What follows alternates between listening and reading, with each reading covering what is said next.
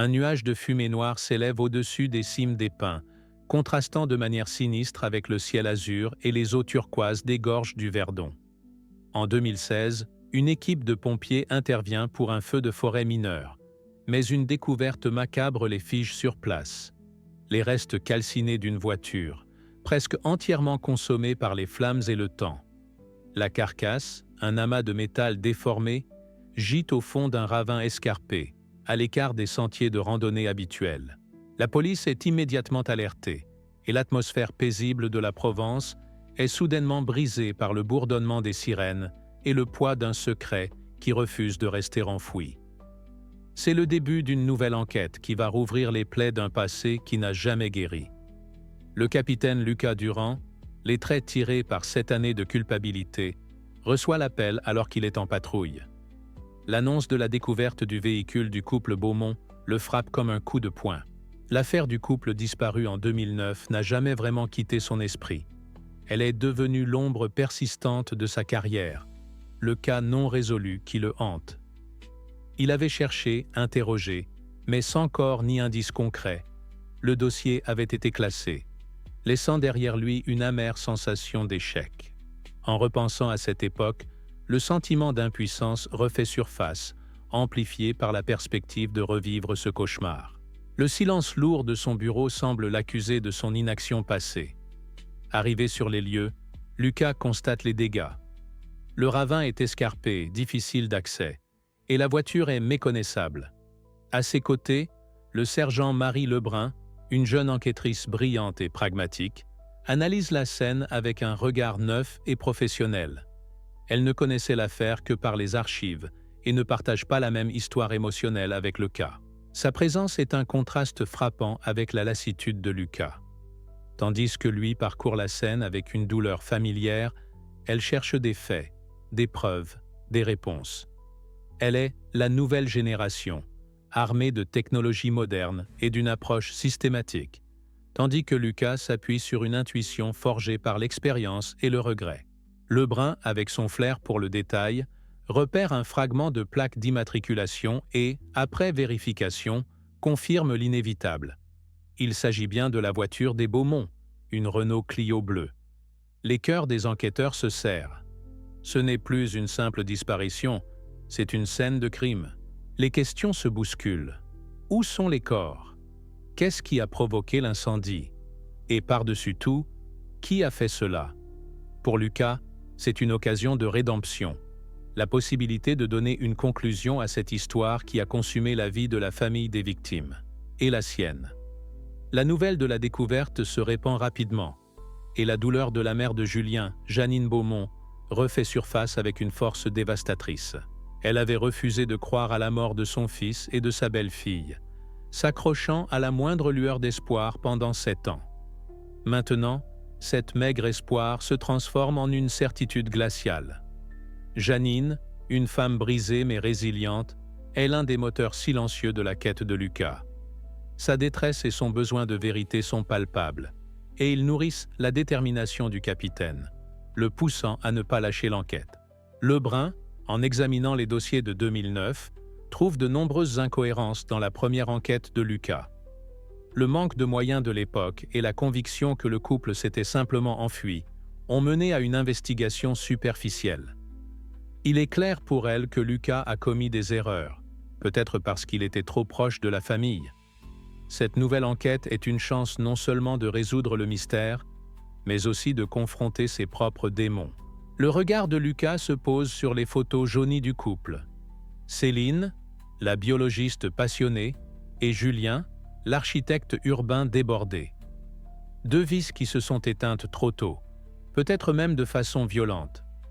Le premier véritable indice est un petit ossement humain, découvert par l'équipe scientifique à proximité de la voiture.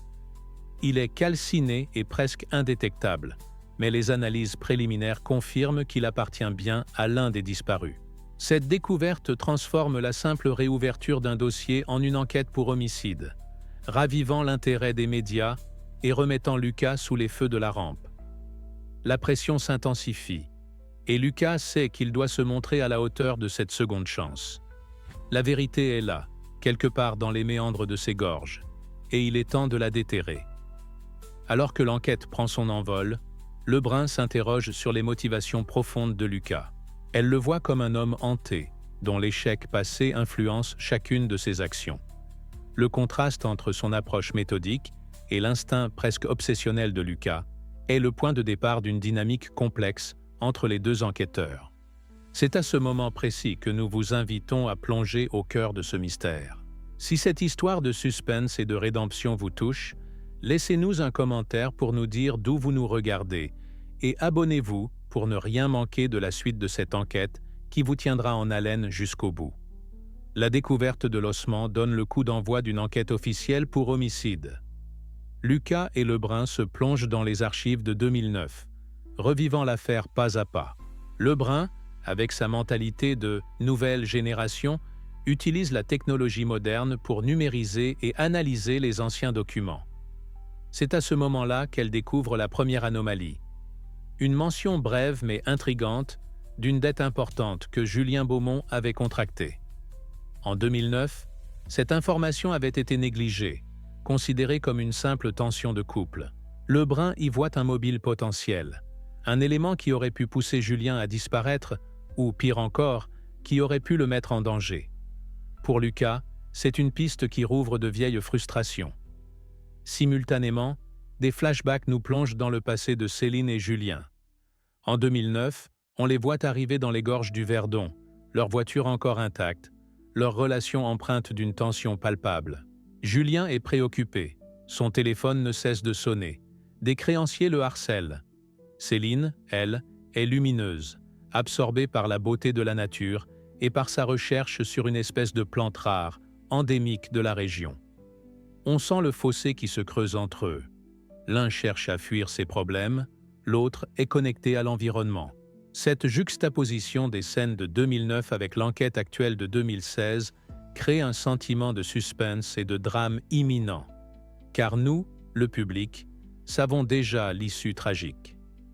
Lucas, poussé par un pressentiment, décide de réinterroger toutes les personnes impliquées, en commençant par le gérant de la petite auberge, Paul Morand. En 2009, Morand s'était montré serviable, mais sa mémoire semblait floue. 7 ans plus tard, Lucas le trouve plus âgé, plus fatigué, avec une nervosité qui trahit son malaise. Morand répète sa version des faits, affirmant avoir vu le couple quitter l'auberge pour une randonnée matinale, mais son regard fuyant et ses silences trahissent une dissimulation. Lucas sent que quelque chose ne colle pas, mais Morand se mure dans son silence, invoquant la fatigue et l'oubli. Lebrun, de son côté, utilise des méthodes plus directes en analysant les registres de l'auberge et en découvrant une incohérence mineure dans les dates de séjour, une piste qui avait échappé à la première enquête. La tension monte lorsque le légiste confirme que l'ossement appartient à Julien Baumont. La famille est informée et la tristesse de Janine se mue en une rage froide. Elle confronte Lucas, l'accusant d'avoir échoué à l'époque et de ne pas l'avoir assez écouté. La scène est émotionnellement forte, car la colère de Janine est un miroir de la propre culpabilité de Lucas. Il promet à la mère endeuillée que cette fois-ci, il ne s'arrêtera pas tant qu'il n'aura pas trouvé la vérité. C'est un engagement personnel qui le pousse encore plus loin, transformant l'enquête en une croisade personnelle pour la justice. Lebrun, en faisant des recherches sur Céline, découvre que sa recherche botanique n'était pas aussi anodine qu'il n'y paraissait. Elle travaillait sur une plante rare qui avait des propriétés médicinales, convoitées par des laboratoires pharmaceutiques.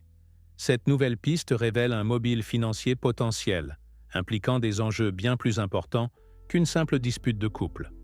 Les deux enquêteurs se demandent si le couple a été assassiné pour cette découverte. Ce n'est plus une affaire de passion ou de dette, c'est une question de vie ou de mort pour un secret qui pouvait valoir des millions. L'enquête prend une toute nouvelle tournure. En fouillant plus profondément, Lucas découvre que Céline avait eu un contact téléphonique avec une entreprise pharmaceutique la veille de sa disparition. Le nom du contact, un certain Monsieur Dubois, avait été noté dans son carnet. En croisant les données, il découvre que Dubois était un homme de main connu pour ses méthodes de persuasion peu orthodoxes. Cet indice, couplé à la dette de Julien, crée un tableau complexe et dangereux. S'agit-il d'un crime lié à la recherche de Céline ? Ou Julien a-t-il été impliqué dans une affaire de gros sous? Lebrun, avec son expertise technologique, parvient à retracer un appel anonyme passé à l'auberge de Paul Morand la nuit de la disparition, mais le numéro est brouillé et indétectable. C'est un nouveau mur, mais les enquêteurs ne lâchent rien. Lucas, revenant sur les lieux du crime, sent que quelque chose d'autre a été raté. Il n'arrête pas de penser à l'auberge, à Morand, à ce sentiment qu'il a menti. Il se remémore un détail infime. Morand lui avait dit que le couple avait laissé une clé de rechange de leur voiture pour une éventuelle perte. Mais la clé n'avait jamais été retrouvée. C'est un détail minime, mais c'est le genre de chose qui aurait pu être utilisé par un potentiel criminel. Ce souvenir remet en question toute la chronologie de l'événement et soulève une nouvelle hypothèse. Et si le couple n'était pas parti en randonnée ce jour-là, mais avait été forcé de disparaître? L'interrogatoire de Morand devient plus intense. Face aux contradictions de son témoignage, il finit par craquer. Il avoue avoir reçu un appel d'un homme qui cherchait à s'acheter le silence sur la nuit de la disparition. Il avait été payé pour dire que le couple était parti tôt le matin. L'argent, c'était le mobile de Morand pour son mensonge. Il n'est pas le meurtrier, mais il est complice d'une dissimulation. L'information qu'il donne est précieuse. Il a vu une voiture, une vieille camionnette blanche, se garer près de la rivière la veille de la disparition. C'est le premier indice tangible qui relie une personne physique au Beaumont. Lucas et Lebrun se lancent dans une course contre la montre pour retrouver cette camionnette. Ils font appel à tous les services de police de la région et parviennent à identifier un suspect, un certain Pierre Lenoir, un ancien contremaître d'une entreprise pharmaceutique qui avait des liens avec l'affaire de la recherche de Céline. Son profil, un homme au passé violent, correspond au type d'individu capable d'une telle brutalité. Lucas sent que la vérité est à portée de main, que tous les fils se rejoignent. La tension atteint un pic, mais au moment où ils se préparent à l'intercepter, un nouvel indice inattendu vient tout chambouler. Un ami de Julien, un ancien collègue, contacte Lucas. Il lui raconte une histoire surprenante. Quelques jours avant la disparition, Julien lui avait confié qu'il avait volé des documents confidentiels à son entreprise, en pensant qu'ils valaient de l'argent. Ces documents étaient des plans d'architectes, des projets secrets de développement d'un nouveau complexe touristique dans les gorges du Verdon. Un projet qui aurait détruit l'habitat naturel de la plante que Céline étudiait. La vérité est bien plus complexe que la simple dette ou la recherche de Céline. Il y avait une conspiration pour s'approprier ces terres, et le couple s'est retrouvé piégé au milieu de tout ça. Le couple n'a pas été tué par un simple psychopathe, mais par un système corrompu. Les pièces du puzzle se mettent en place. La camionnette de Lenoir n'était pas un hasard, mais bien l'outil d'un homme de main engagé pour récupérer les documents volés. Le commanditaire du crime, la personne qui a ordonné le meurtre des Beaumont, est un homme puissant, le PDG de la société de Julien. Il voulait que les documents restent secrets. Lebrun, avec sa rapidité d'esprit, met en place une opération pour piéger le commanditaire. Elle et Lucas mettent en scène une fausse découverte de nouveaux documents pour attirer l'assassin dans un piège. Mais celui-ci est plus rusé qu'il ne le pensait. La tension devient palpable. Lucas et Lebrun comprennent que ce n'est pas une simple enquête, mais un jeu de pouvoir dangereux. Les flashbacks de 2009 deviennent plus sombres. On voit la discussion houleuse entre Céline et Julien, la première comprenant que les documents volés par son mari mettaient en péril sa recherche et tout l'écosystème qu'elle s'évertuait à protéger. La conversation se transforme en dispute amère, et Julien, accablé par le poids de ses dettes et de ses erreurs, s'éloigne dans la forêt pour se calmer. C'est à ce moment-là que la camionnette de Lenoir apparaît, et la violence éclate. Céline, restée près de la voiture, est la première à être confrontée par Lenoir, qui la force à lui remettre les documents. Mais Céline, dans une tentative désespérée de protéger sa recherche et l'environnement, s'enfuit.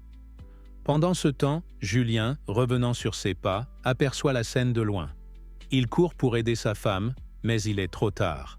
Il est frappé par Lenoir, qui le laisse pour mort. La scène est brutale et violente, loin de l'image de la disparition romantique que les médias avaient peinte. C'était un crime de passion, mais une passion pour l'argent et le pouvoir.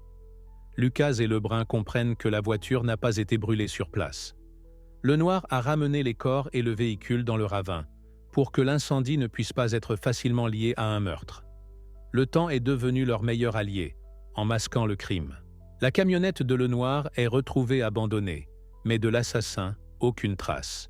Lucas sent que la vérité glisse entre ses doigts, que la pression monte et que le commanditaire du crime va tout faire pour s'assurer que le secret reste enterré à jamais. Pendant que l'enquête se poursuit, l'étau se resserre. Lebrun réussit à identifier le PDG, un homme du nom de Maurice Lemaître, un magnate de l'immobilier, un homme au-dessus de tout soupçon, mais dont les comptes bancaires révèlent des transactions louches avec un compte offshore. La pression est à son comble. Lebrun, avec son flair technologique, parvient à trouver un lien entre Lemaître et Lenoir, ce qui prouve la culpabilité du PDG. Lucas est sous pression, mais la détermination de Lebrun le pousse à continuer. Finalement, Lebrun découvre un enregistrement téléphonique de 2009. C'est un appel entre Céline et un collègue, où elle confie qu'elle a peur que Julien se soit mis dans le pétrin et qu'elle a trouvé des documents sur un projet d'aménagement dans les gorges. Elle mentionne l'existence de ces documents à son ami, qui à son tour les a rapportés à la police en 2009. Mais ces informations ont été effacées du dossier original, par une personne inconnue. Lucas comprend que la conspiration est plus large qu'il ne l'avait imaginé. La pression monte, et Lucas et Lebrun doivent faire face à des menaces de plus en plus directes. Des messages anonymes leur demandent de cesser l'enquête, et des menaces sont proférées contre leur famille. La tension devient insupportable. Le Brume est effrayé, mais Lucas, hanté par ses démons, est plus déterminé que jamais à aller jusqu'au bout. Lebrun finit par lui demander si cela en vaut la peine, et Lucas lui répond que la mémoire des Beaumont le hante chaque nuit, et qu'il ne peut pas vivre avec cet échec. La tension atteint son paroxysme lorsque Lucas, en fouillant les documents de l'auberge, découvre une note manuscrite de Paul Morand, avec le nom d'une autre personne, Pierre Lenoir. C'était un petit oubli, une petite erreur, mais c'est la preuve dont ils avaient besoin pour relier Morand à l'assassin. Morand n'a pas seulement menti, il a aussi aidé Lenoir. Le Brume, quant à elle, parvient à retracer un dernier appel entre Céline et Janine, où Céline lui demande de ne pas s'inquiéter, qu'elle va se venger de Julien pour avoir fait une telle erreur. C'est un dernier tournant inattendu, une dernière pièce du puzzle qui vient se poser. Céline n'est pas seulement une victime, elle est aussi une personne en colère, avec une volonté de se battre. La frustration de Lucas est immense. Il sait que la vérité est là, mais il n'arrive pas à la prouver. La culpabilité et le désir de vengeance le rongent. Le Brume, de son côté, s'efforce de rester professionnel, de ne pas se laisser submerger par les émotions. Mais le fardeau du passé de Lucas devient de plus en plus lourd à porter pour elle aussi. Elle se sent de plus en plus impliquée dans l'affaire. Les enquêteurs savent que Lenoir est toujours en vie, mais ils ne savent pas où il se trouve. Lucas, en repensant à la topographie des gorges, a une intuition. Il se souvient qu'il y a un vieil abri de chasseurs, un endroit reculé que seul un autochtone connaîtrait. Il se rend à cet endroit et il y a une présence. Quelqu'un est là. Pendant ce temps, le Brume continue son travail, en essayant de trouver un lien entre Lenoir et la recherche de Céline. Elle découvre que la plante que Céline étudiait avait une valeur médicinale potentielle, mais qu'elle était aussi très fragile, et que sa destruction pourrait causer un désastre écologique. Elle comprend que l'assassinat de Céline n'est pas seulement un meurtre, mais une tentative d'éliminer un témoin. La tension est à son comble. Lucas s'approche de l'abri. Le silence est assourdissant.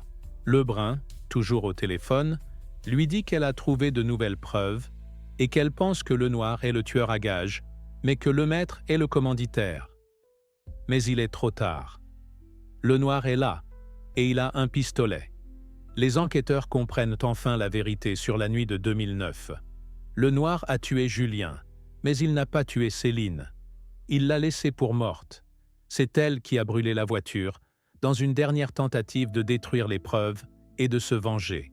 C'est une révélation qui fait tout basculer. Lebrun est choqué, mais Lucas, avec son instinct, avait toujours senti que quelque chose ne collait pas. La trahison de Morand est un point clé de l'enquête.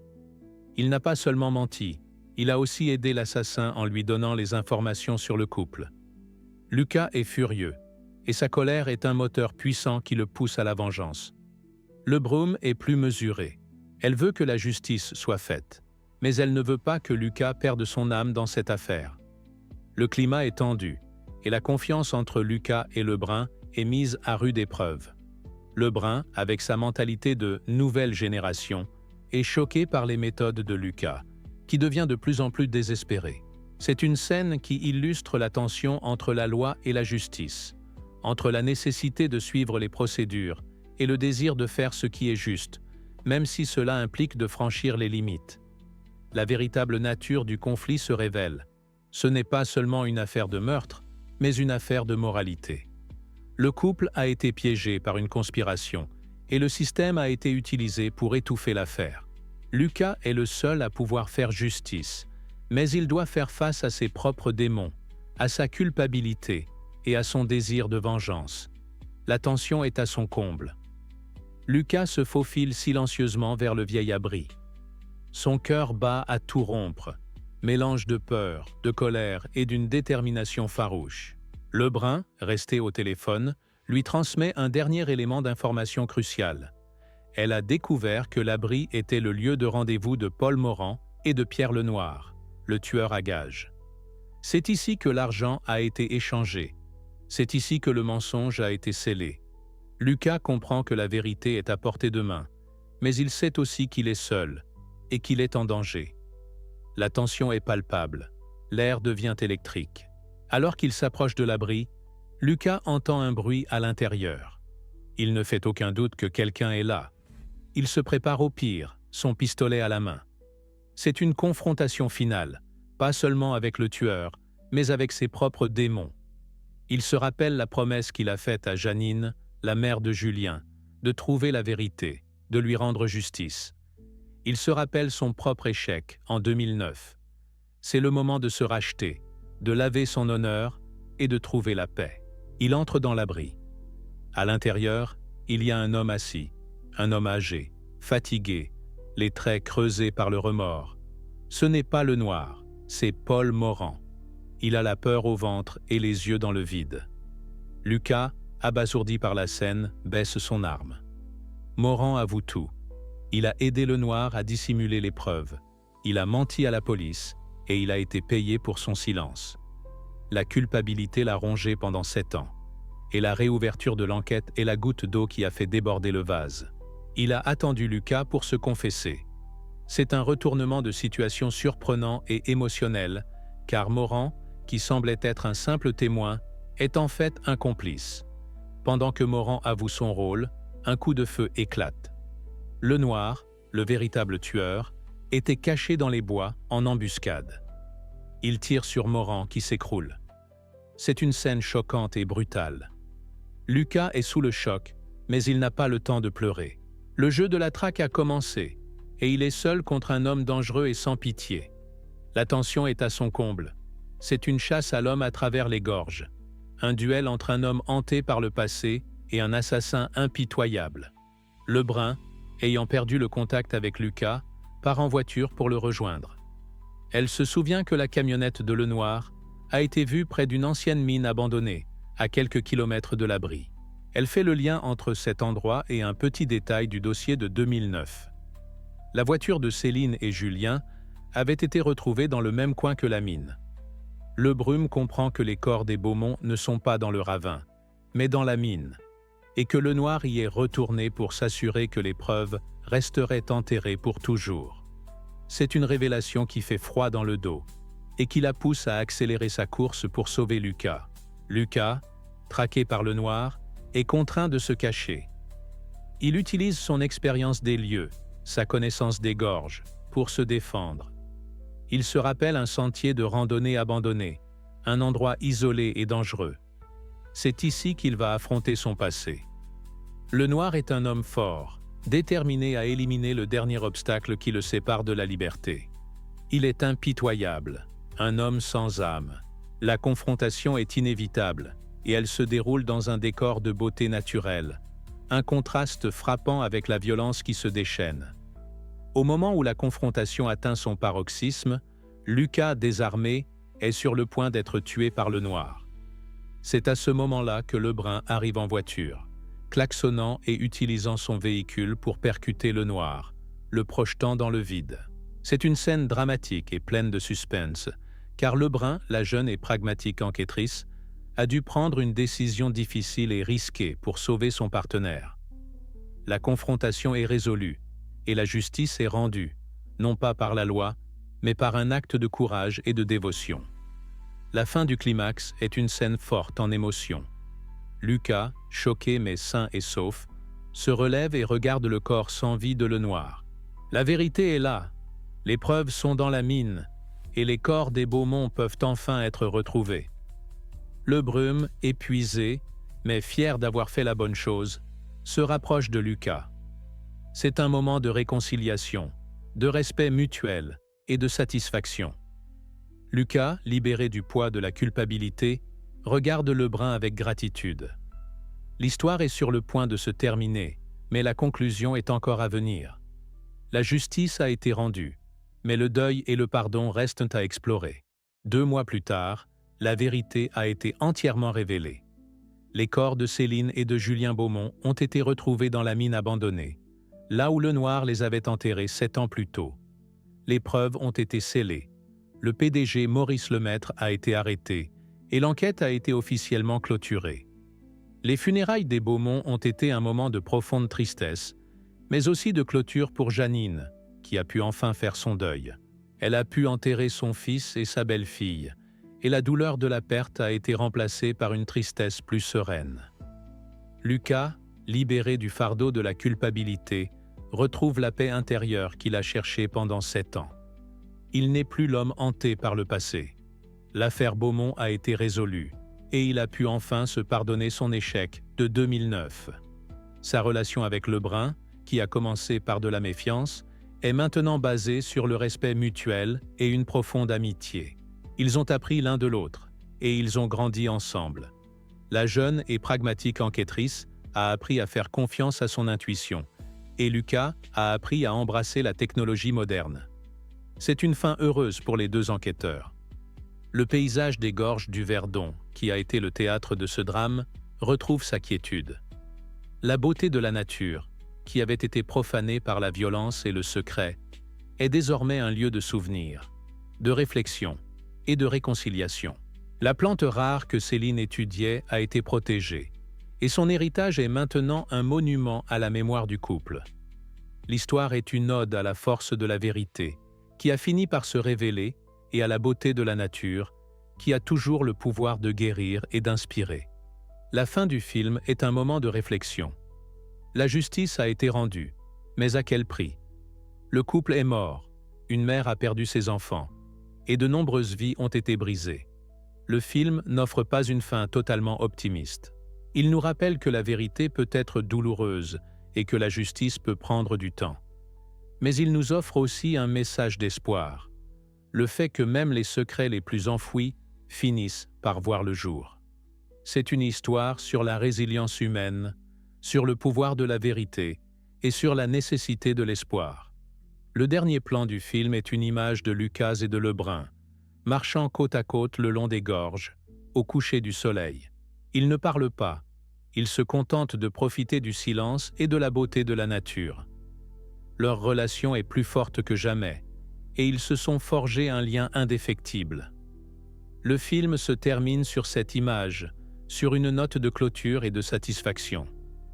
Lucas a fait la paix avec son passé, et Lebrun a trouvé en lui un mentor et un ami. Le passé est derrière eux, et l'avenir est plein de promesses. Et pour vous, qui avez suivi cette histoire jusqu'au bout, une question demeure. Croyez-vous que la vérité est comme une graine, qui finira par pousser, même si elle est enterrée sous des tonnes de mensonges?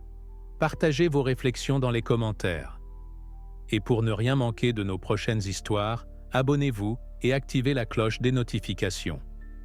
Nous avons d'autres mystères à résoudre et d'autres vérités à révéler.